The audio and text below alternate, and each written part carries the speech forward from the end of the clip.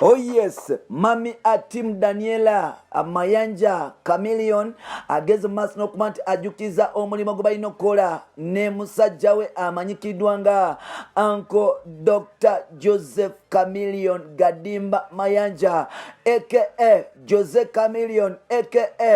Mr. Wale Wale aka Chigwalero aka East African Heavyweight aka number one legendary artist in Africa. Yes, mpola tukwaniriza mukutu gwaffe omuganzi ogumanyikiddwa nga Uganda mukamoli amenya n'eddoboozi bamutantambi Jimso number one rich boy Maxudi Junior made in Uganda. Webale kuba nti otambula naffe highlights ezigenda mu maaso mu ggwanga nga tetunaba kugenda wa Jose Chameleon. Olunaku lwa leero TV ezikola ebyentertainment zatandise okuba tiziddamu okuluvunyira okuba tulazaawabibwa Suna mpola musajja wange amanyikiddwa nga Kawulya Kais ne Zahra Toto the Field Marshal bagenda okuba nti batandika okukola ku ssaawa zigenda kubeera 5 ssaawa 4 ez'ekiro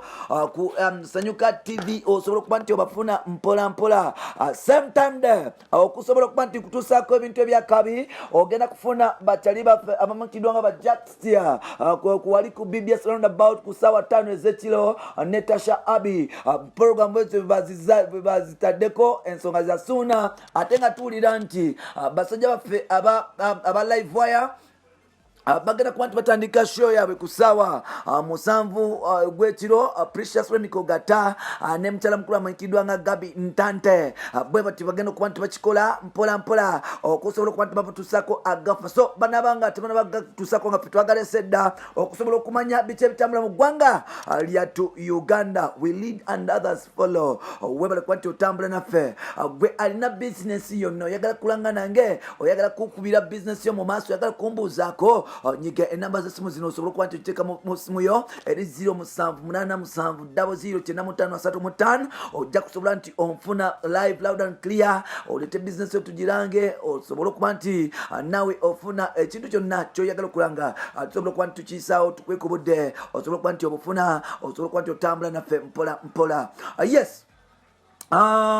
Akasobola kuba nti kutwala ewanko Joseph Gadimba Joseph Mayanja Uncle J Chameleon Doctor number one regional artist in East Africa worldwide famous and number limoja all over the world. Musajja ono omukyala wejjukira Atimu Daniel ali mu ggwanga lya America ajjukira basobola kuba nti batambula okuva mu Uganda olw'ensonga ezitamuli mu mbendala ne bagenda mu maaso J Chameleon nagula ennyumba eyasooka mu America naddamu nagula ennyumba ey'okubiri nga tutogera J Chameleon alina ennyumba 2 mu America mpola zagala maaso n'okuba nti yetayayizamu era nga ali proud of it okuba nti oba oliawo yagula ennyumba mu America mpola Daniel avudde n'amujjukiriza bye balina okukola kubanga ate abantu baagala nnyo okuba nti oba oliawo batambulira ku ntoli zaabwe n'okuba nti oba oliawo baagala ebifa ewaabwe bye biba bikola. Jose Chameleon's wife Daniela Atim avudde n'amutegeeza nti nedda tulina okuba nti tukuza abaana mu ngeri yaffe mu ngeri gye balina okuba nti bakuzibwamu ku nnono yaffe nga famire yaffe balina okutambula so si kubakuza nga abantu abalala balina okuba nti babakuza olwokuba twagala okuba nti tubasanyusa n'okuba nti oba oliawo bagenda mu maaso n'okuba nti bo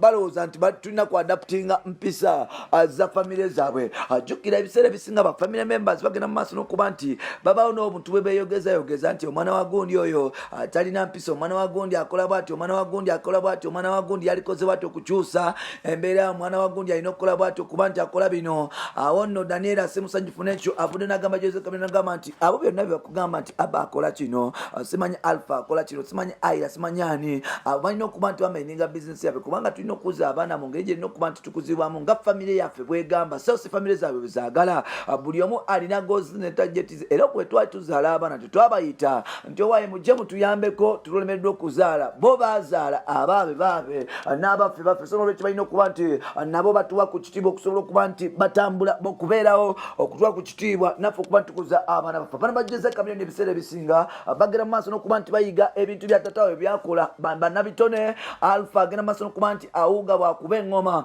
ngamba okuyimba omuvubuka oyo akuba piano omuvubuka oyo asobola okukuba engoma omuvubuka oyo alina eddoboozi ayimba nga J Chameleon kennyini mpola Alpha Mayanja naye omu kwabo agenda mu maaso n'okuba nti oba oliawo